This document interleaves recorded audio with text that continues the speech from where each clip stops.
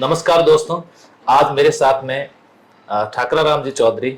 आपने English level second उसके अंदर सफलता अर्जित की है। एक ऐसी संघर्ष की कहानी जिसको सुनकर के आप भी बहुत ज्यादा प्रेरित होंगे कि 10-12 साल की तपस्या और उसके अंदर आपके द्वारा लगातार मजदूरी का कार्य करना, मंडी में जाकर के कार्य करना, बाहर गुजरात जाकर के कार्य करना, इसी के साथ साथ में दूध बेच करके पढ़ाई करना, लोगों के ताने सुनना और एक ऐसी परिस्थिति आ जाने की अब जिंदगी किस मोड़ पे जाएगी इसका भी कुछ पता नहीं। लाखों रुपए अपने ऊपर कर्ज होने के बावजूद भी कुछ परिवार के लोगों ने भी इसका सहयोग किया और सहयोग करने के बाद आज सफलता अर्जित कर ली। जीवन का टर्निंग पॉइंट है जब आज इन्होंने सफलता प्राप्त की है। मैं सबसे पहले ठाकर जी आपको और आपके पूरे परिवार को इस सफलता पर बहुत बहुत बधाई देता हूं और आपको शुभकामनाएं देता हूं। बहुत बहुत धन्यवाद सर। आपकी संघर्ष की कहानी सुनकर के खूब सारे विद्यार्थी प्रेरित भी होंगे। तो सबसे पहले आपका परिचय बताइए कि आप कहां से हो, आपके पिताजी का क्या नाम है, कितने भाई हैं, वो सब क्या काम करते हैं, इसकी जानकारी दीजिए। सर मेरा नाम ठाकुर राम नेहरा, गाँव अंटिया, तहसील नौकड़ा है। हम दो भाई और एक बहन है। मेरे पिताजी कृषि का कार्य करते हैं और हमारी शुरुआत आर्थिक ऐसी नहीं थी।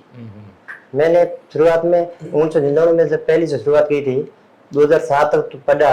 2007 में मैंने 8वीं की। 8वीं क्लास की, ठीक है। 8वीं करने के बाद सर परिवार में ऐसी स्थिति हो गई कि पढ़ूँ नहीं पढ़ूँ ऐसा चल रहा था। तब मेरे काका जी गुजरात रहते थे।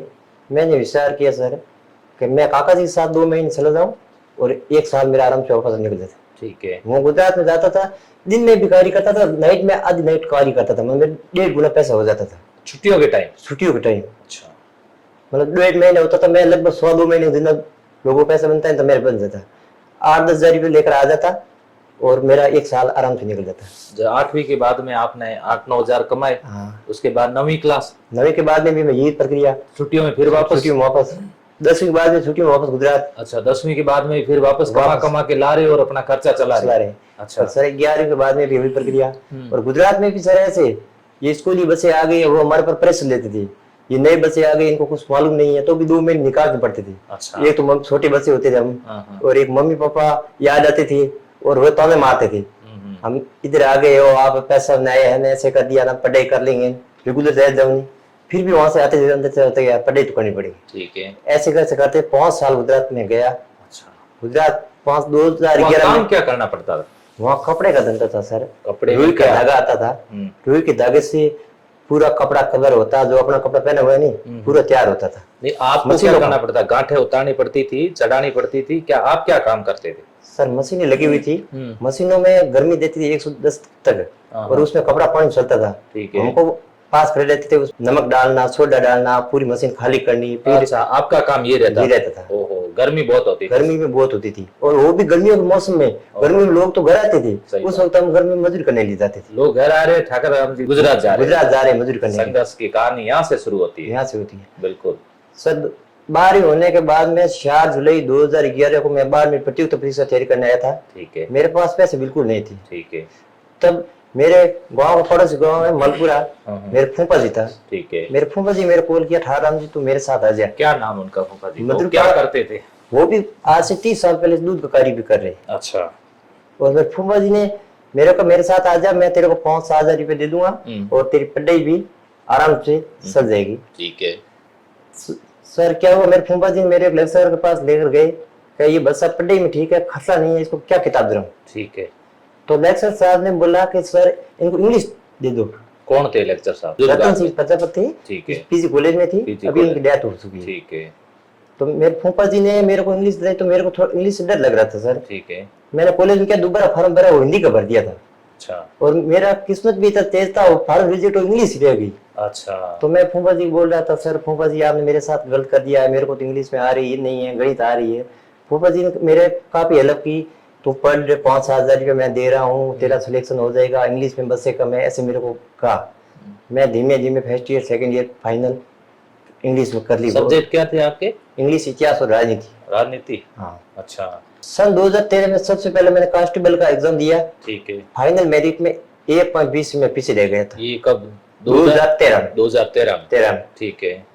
उसके बाद सर 2014 में मेरे बीएड में नंबर आया, मैंने बीएड किया अच्छा। अब मेरे बीएड का खर्चा सर 70,000, मेरे पास पैसे नहीं थे। बीएड कहाँ से किया? मैं पोखरण कॉलेज जैसलमेर 2014 में? 2014-15 मेरा खत्म हुआ एग्जाम। अच्छा, शादी कब हुई? शादी सन मेरा 2014 में शादी भी हो गई। उधर बीएड का पैसा, हाँ। उधर शादी करनी। शादी का खर्चा किसने दिया? शादी का खर्चा अभी मैं इधर इधर मेरे पिताजी मांग कर लाए थे कि मेरा लड़का पढ़ रहा है, अभी उसका बीएड का हो रहा है, इसको एक बार 2-3 लाख ऐसे पैसे व्यवस्था कर दी थी। ठीक है। मेरे ऊपर बीएड का खर्चा तो कर ले और शादी का खर्चा तेरे मैं कर देता हूँ। तो शादी में तो खर्चा ज्यादा होगा, स्कॉर्पियो फॉर्च्यूनर? नहीं ऐसा सर, हमारी मेरी व्यवस्था नहीं थी। नहीं, क्यों नहीं थी? मैं एक ट्रैक्टर की व्यवस्था लेकर गया क्या और बात कर रहे हो? 2-3 लाख रुपए तक सर नहीं, मेरे पूरी शादी हो गई थी। क्या बात कर रहे हो? बारात आपकी ट्रैक्टर पे गई? मेरी बारात ट्रैक्टर में गई थी। 2014 की बात करता हूँ। देख लो हैं?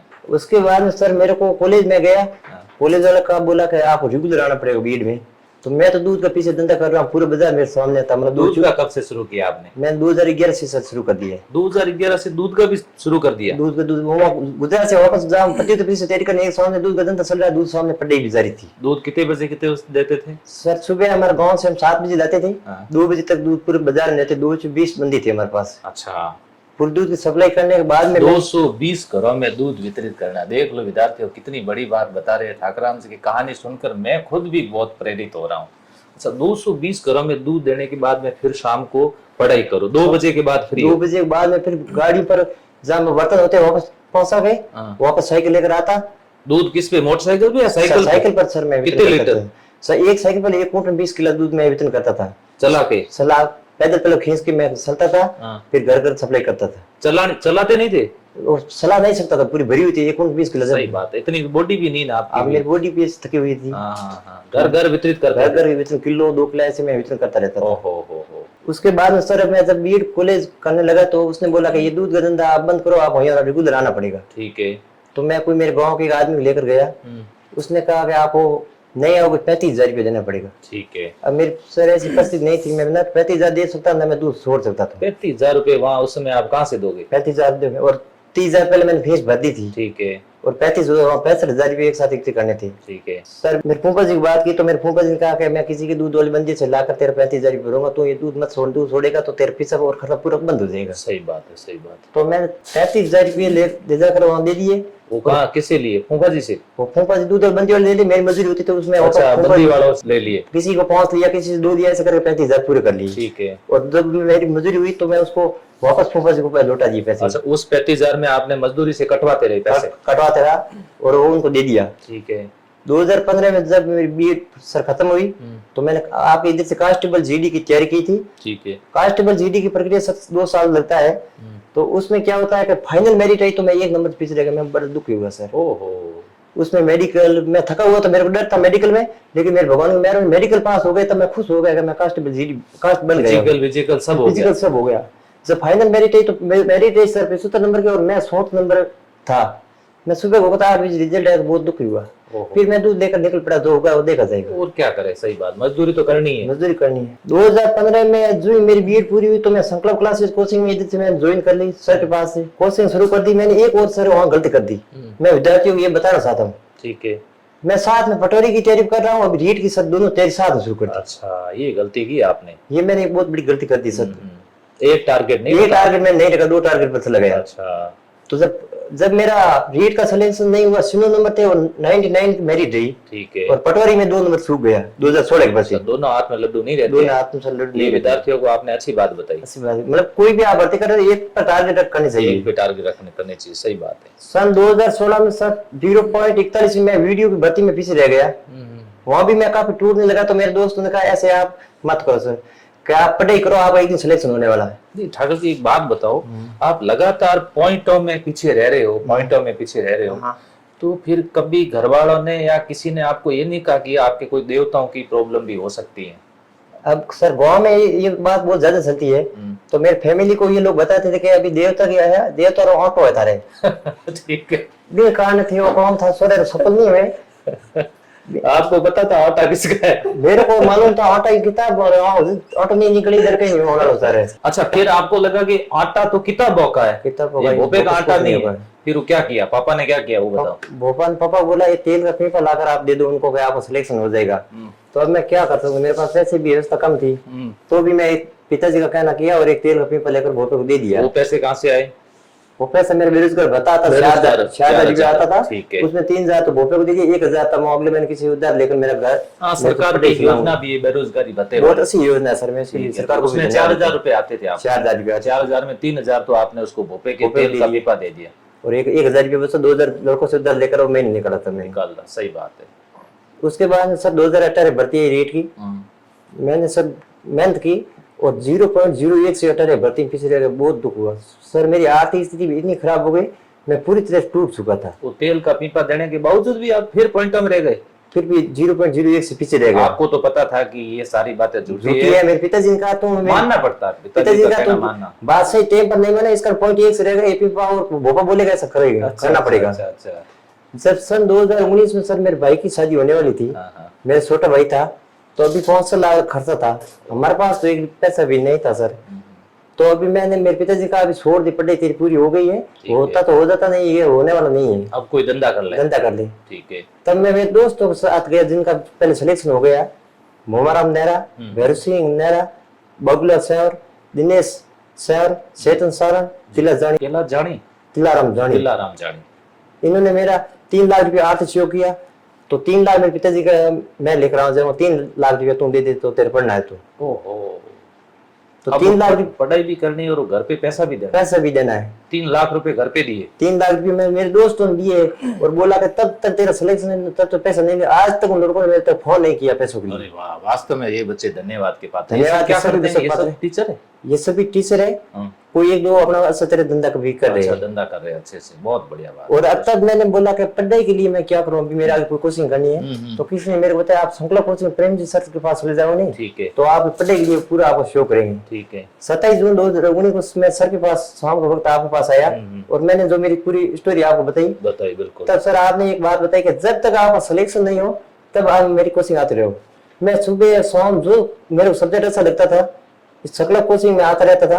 मैं इसलिए संकल्प कोचिंग ट्रेनिंग हूँ और ये ऐसे मेरे जैसे कई बच्चे इसमें से निकले हैं और मैं सोचता हूँ आने वाले वक्त में भी ऐसे कई बच्चों के लिए शो करने के लिए प्रेम जी सर का बहुत बहुत धन्यवाद। बिल्कुल, मुझे याद आता है ऑफिस में बैठे थे और आपकी सारी कहानी मैंने सुनी थी। सुनने के बाद में आपने कहा कि तुम पढ़, तेरा एक दिन सिलेक्शन होगा। मैंने कहा लाइफ टाइम में पैसे नहीं लूंगा, आप जितनी बार पढ़ना चाहते हो पढ़ सकते हो। और 2019 से लेकर 2023 तक सर मैं चाहे कोई टेस्ट दी है, चाहे यहाँ पर कोचिंग की है, सुबह शाम कितनी भी पारी में आ गए तो सर ने कहा इस बच्चे को आने ही दो। ठीक है, कि बस तेरी पढ़ाई में कोई प्रभाव नहीं होना चाहिए। ठीक है, इसलिए मैं प्रिंस सर को बहुत बहुत धन्यवाद देना चाहता हूँ सर। उनके बाद मैंने 2020 में दोबारा रीट की तैयारी शुरू की, घर का मैनेजमेंट करके। तो मेरा किस्मत में इतना खराब था, मेरे 80 नंबर होने के बाद में भी लेवल 2 की भर्ती रद्द हुई थी। थोड़ा विवादित हो गया, विवादित हो गया तो सर बहुत दुख हुआ। तो कर क्या सकते सर, भगवान के आगे तो सही बात है। उसके बाद में मैंने घर वालों को फोन किया तो घर वालों का बेटा हमने पहले कह दिया 2018 में छोड़ दे, तो 2021 3 साल और निकाल दिया, अब क्या करेगा, होना कुछ है नहीं, होना कुछ नहीं है। मेरे पिताजी ने 4-5 आस पास जो समझदार लोगों को बोला कि लड़के को बोल दो नहीं यार, पढ़ने से तू मिलने वाला कुछ है नहीं। मेरा तो कहना मान रहा है नहीं यार, इन्होंने एज पूरी जवानी के निकाल दिए पढ़ाई में, अब इस होने वाला कुछ है नहीं। सही बात है। अब आपको जो अच्छा लग रहा है इस ठाकर जी आपकी इस बातों को मैं एक बात बीच में और पूछना चाहता हूँ। आपने मुझे बताया कि मेरी शादी 2014 में हुई, तो पत्नी ने आपको कभी ऐसा नहीं कहा कि आप क्या कर रहे हो, 2014 से लेकर 2023 हो गया है और एक बच्चा है, एक बच्ची है, लोग ताने मार रहे हैं, क्यों है फिर इतना संघर्ष कर रहे हो, छोड़ो ना, कोई धंधा करो ना, 2 रुपए कमाओ, घर तो बनाए, ये झोपड़ियों में कब तक रहेंगे, ऐसा कभी उन्होंने कहा क्या? सर मेरी पत्नी पढ़ी लिखी नहीं थी, अनपढ़ थी, वो सोच रहे हैं कि पढ़ाई करते होंगे। मेरे को कभी ऐसा बोले नहीं आप पढ़ाई छोड़ दे सकता, उनको विश्वास दिलाता था अपना एक दिन सिलेक्शन होने वाला है। तो पत्नी के पीर वाले उनकी स्थिति ऐसी थी, वो 2-3 हजार पत्नी को देते थे कपड़े वाले के, बच्चों के कपड़े ले आओ। बहुत बढ़िया बात, ये बात अच्छी बताई। अच्छा, वो उनकी हेल्प कर देती थी। ठीक है। तो मेरे को वो कहते थे कि आप पढ़ते रहो। मेरे साले जी वो भी कहते कि पैसे आप ले लो 2,000 का, मैं तो आप पढ़ रही, आपको सिलेक्शन हो जाएगा। और पत्नी को मैं कहता था मैं पढ़ाई कर रहा हूँ तेरे लिए ऐसा, तो पत्नी मेरे को कभी आज तक ऐसा नहीं कहा ना। मेरा छोटा भाई है, वो 10वीं में पढ़कर काम पर लगे पढ़ाई छोड़ दी। छोटा भाई पढ़ाई छोड़ रखा उसने छोड़ रखा है, वो गुजरात कार्य कर रहा है सर। अच्छा, उसको बुलाओ ठाकर जी, वापस पढ़ाओ सर। अभी उन 7-8 साल हुई पढ़ाई छोड़ दी है और उनका भी शादी हो चुकी है, लेकिन मैं ये कहता हूँ कि मैं उनका ऋणी हूँ, आने वाले टाइम में हर कोई सहयोग करूंगा मैं। अच्छा, जरूर तो सहयोग जरूर करना। उसने छोटे वाले भाई ने भी वहाँ पैसे कमा के आपकी हेल्प की? वो महीने में 10-15 हजार रुपये कमाता, घर भी चलाता था। 1,000-2,000 रुपये का मेरे को फोन करके पूछता था ठाकर तेरे वो तो मैं आपको भी भेजूं। अच्छा, मेरा अच्छा। पूरा शो किया छोटे भाई ने भी। ठीक है, ठीक। और उसके बाद में सर जो अभी 2022 में वीडियो की भर्ती थी, मैं वो तैयारी करने लग गया। वीडियो की भर्ती में सर 125 मेरी थी, मेरे 121 4 नंबर सूख गए। ठीक है। फिर आ गई सर ये जो रीट की भर्ती अभी आई है, इसमें मैंने शास्त्री नगर में फूफा जी छोड़कर मैं रामनगर सर चला गया था मेरे दोस्तों के साथ। ठीक है। सब महीना सर मैंने टेस्ट सीरीज ज्वाइन कर ली, उनके अलावा रूम के अलावा किसी से फोन तक बंद कर दिया था, कॉल भी नहीं करता था। ठीक है, कंटिन्यू तैयारी, समय लगातार तैयारी। समय लगातार तैयारी, एक मेरी पत्नी का और परिवार का, उनके अलावा किसी को कॉल भी अटेंड नहीं करता था। ठीक है। और ये टेस्ट सीरीज देख रहा पढ़े ही लगा हुआ था। बिल्कुल, बहुत बढ़िया बात। उसके सब मानने के बाद जब मेरा पेपर हुआ तो मैं वापस शास्त्री आ गया और फिर मेरे कार्य में लग गया। दूध बेचने वाले, दूध बेचने वाला, कहीं मंडी में, कहीं सुपरकारी में करता रहा। अभी मंडी में क्या करते थे? मंडी में सुबह सर मैं 4:30 बजे जाता था, वहाँ फ्रूट की गाड़ियां आती थी, वो खाली करते तो मैं 405 रुपये दे देते। अच्छा। मतलब 2 महीने मैंने मंडी में ऐसा वर्क किया है। अच्छा, सुबह सुबह जल्दी उठ कर? सुबह 4:30 बजे सर मैं उठता था, वहाँ जाता था, 11-12 बजे तक फ्री हो जाता था। अच्छा, इतना वर्क करते, थकते नहीं थे? फिर पढ़ाई कैसे होती थी? सर थकान तो बहुत होती है, लेकिन परिस्थिति आदमी को आगे झुकना पड़ता है, मजबूर हो जाते हैं। मजबूर होना पड़ता है। अच्छा अच्छा अच्छा, फिर आगे बताओ। फिर अभी सर मेरा जो रिजल्ट आया तो मेरा सिलेक्शन हुआ, तो सबसे पहले मैंने मेरे भाई को ही कॉल किया। छोटे वाले भाई को? छोटे वाले भाई को। ठीक वो हमेशा मेरे कॉल करता था, भाई तेरा रिजल्ट कब आएगा, कब। उसकी नजर मेरे रिजल्ट पर जाती थी। है। आपको रिजल्ट के बारे में किसने बताया? सबसे पहले मेरे रिजल्ट, मेरे जो रूम पार्टनर था दोस्त, उसने मेरे को कॉल किया। तो मैंने कहा रोल नंबर तो देख लो, मेरा सिलेक्शन तो हो गया पक्का। ठीक है। कहीं वो मेरा किस्मत ऐसा पॉइंट वाला पॉइंटों में हर बार रहता हूँ। ठीक है। तो सीधे मैं मेरे भाई को कॉल किया, पर अपना सिलेक्शन हो गया है। तो मेरे से खुश, मेरे ज्यादा मेरा भाई खुश हुआ है। Very good. फिर उसके बाद पापा को जानकारी मिली? पापा और मम्मी को जानकारी दी। पिताजी बोल रहा है अभी तो पॉइंट हमेशा कहता है, इस बार भी कहीं तो ऐसा नहीं पॉइंट वाला खेल है। सही, पॉइंट वाला भी पड़ा है। मैंने कहा 12 नंबर आ गए हो, अभी पॉइंट वाला और हमें भोपाल साथ खत्म हो चुकी है। वो तेल वाले पीपे की साथ ये भी और हमें खत्म हो चुकी है। इस बार बहुत अच्छी रैंक से अपना सिलेक्शन हो गया है। ठीक है। इससे मेरे दूध वाली बंदियों, जो मेरे गांव के लोगों में एक खुशी का माहौल, खुशी की लहर फैल गई। अच्छा, दूध की बंदी वालों को पता चल गया कि आपका सिलेक्शन हो गया? जब मेरे साथ 2 गुना रिजल्ट आया तो उनको मैं दूध देने जाता था नहीं, वो लोग इतने खुश हुए कि उनके बच्चे क्या हमारा सिलेक्शन तो खुश नहीं है, क्योंकि ये बेचारा 10 साल से गलियों में घूमता है, उसके बाद भी पढ़ाई करता है, पैसा व्यवस्था करता है, पढ़ाई करता है। बहुत खुश हुए पूरे परिवार। क्या बात है। जितना मेरा फैमिली खुश है, उससे भी ज्यादा दूध बंदी वाले खुश हुए यार। सुबह सुबह दूध देने आता है। हाँ। है ना, माँ की तरह दूध देकर के पालन पोषण कर रहा है हमारा। वो तो सिटी के लोग हैं, उनके बच्चे तो 8-9 बजे उठते हैं, इतनी व्यवस्था, लाइब्रेरी की व्यवस्था, ऐसी रूम में रहने वाले। सही बात। फिर वो बच्चे वो कहते थे ये कैसे पढ़ेगा, ये जैसे घूम रहा है, कैसे पढ़ाई करते, उनको मन में नहीं आती थी बच्चों के। उनको बिल्कुल बिल्कुल सही बात। फिर जब सिलेक्शन हुआ तो बच्चे भी खुश रहे कि वास्तव में मेहनत करने वालों को सिलेक्शन एक दिन जरूर होता है। बहुत बढ़िया बात है। अब ठाकर जी, आगे क्या लक्ष्य है आपका?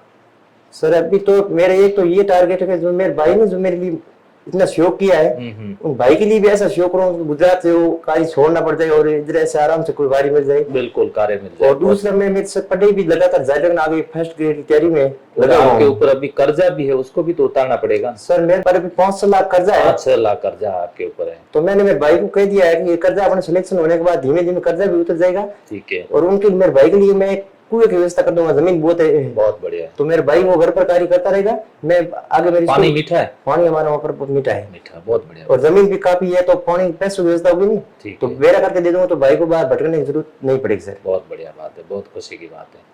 तो आगे आप फर्स्ट ग्रेड की वगैरह तैयारी करो? आगे मैं सर पढ़ाई छोड़ूंगा नहीं, आगे फर्स्ट ग्रेड तैयारी में अभी 10-15 दिन से शुरू कर दूंगा। मुझे लग रहा है कि ठाकर जी आपने वनवास पूरा कर दिया है। 14 साल वनवास आपका निकल गया। सर मैं 4 जुलाई 2011 को बाद में आया था और 15 सितंबर 2023 को 12 साल 2 माह और 11 दिन। 12 साल ये हो गए, 2 साल प्रोबेशन, मतलब वनवास के आसपास टाइम। 14 साल का वनवास निकालना। भगवान श्री राम की तरह आपको भी तपस्या करनी पड़ी। सर वो भी वनवास में ऐसे वनवास की तरह था।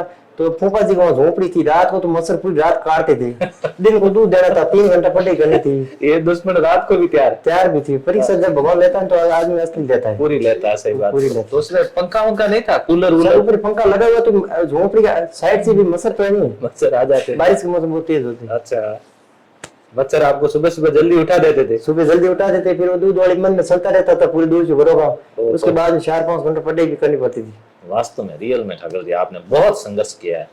मेरे पूरे कोचिंग के जीवन में मैंने ऐसा विद्यार्थी आज दिन तक नहीं देखा, और मैंने खूब लोगों के इंटरव्यू लिए, ऐसा संघर्ष की कहानी मैंने अभी तक नहीं सुनी किसी के, कि इतना संघर्ष करना पड़ा हो एक झोपड़ी में रह करके, और ऐसी तपस्या अगर किसी ने की है तो वास्तव में आपने की।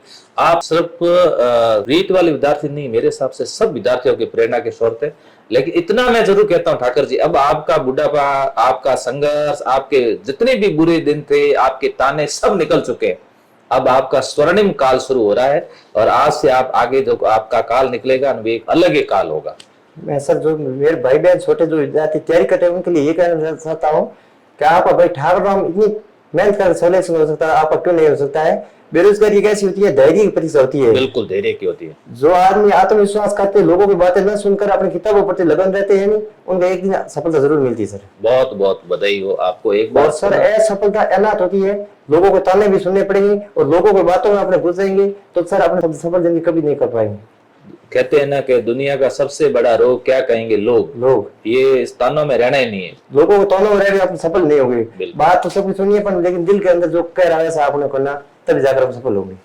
तो लास्ट में आप क्या कहना चाहोगे दो शब्द विद्यार्थियों के लिए? मैं विद्यार्थियों के लिए सर ये कहना चाहूंगा, ऐसे मेरे कई भाई है जो अभी भी पॉइंटों से 1 नंबर से 2 नंबर से पीछे रह गए हैं, उनको अपना संघर्ष जारी रखना है। यदि उनकी आर्थिक स्थिति ऐसी है तो पढ़ाई पति है, यदि उनकी आर्थिक स्थिति ऐसी नहीं है तो अपनी साथ साथ मजदूरी रखनी है और पढ़ाई को निरंतर बनाए रखना जरूरी सर। ऐसे नहीं आज पढ़े कल पढ़े नहीं, भले 3 घंटे पढ़ो भले 2 घंटे पढ़ो, पढ़ाई निरंतरता सर जरूरी, भले भर्ती भले 2 साल आगे हो। तो ये थे संघर्ष के हमारे साथी ठाकर जी, और लंबे संघर्ष के बाद आखिर आप विजयी हो गए हो। एक बार पुनः आपको बहुत बहुत बधाई और शुभकामनाएं। मैं संकल्प सर और पूरी टीम को बहुत बहुत धन्यवाद देता हूँ मान सम्मान देने के लिए।